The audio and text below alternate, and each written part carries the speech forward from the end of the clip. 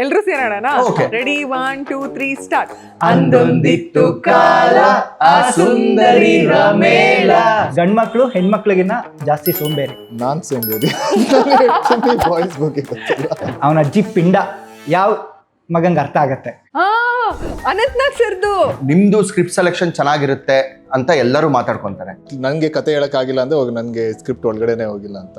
Actors business is like unpredictable. ಇದಕ್ಕೇನೆ ನಾನು YouTube ಶುರು ಮಾಡಿದ್ದು.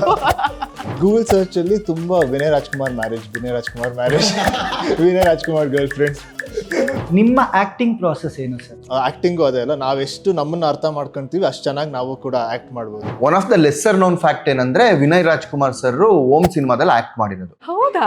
ಆಕಸ್ಮಿಕ ಅಲ್ಲೊಂದು ಸೀನಲ್ಲಿ ಬರ್ತೀನಿ. ಆಕಸ್ಮಿಕದಲ್ಲಿ ಎಲ್ಲಿ ಬರ್ತೀರಿ ಸರ್? ನಿಮ್ಮಿಬ್ಬರ ಪೇರ್ ಫಸ್ಟ್ ಟೈಮ್ ಕೇಳಿದಾಗ ನನ್ಗಿಂತ ಜಾಸ್ತಿ ಹೈಟ್ ಆಗಿರು. ಅಯ್ಯೋ ಸರ್.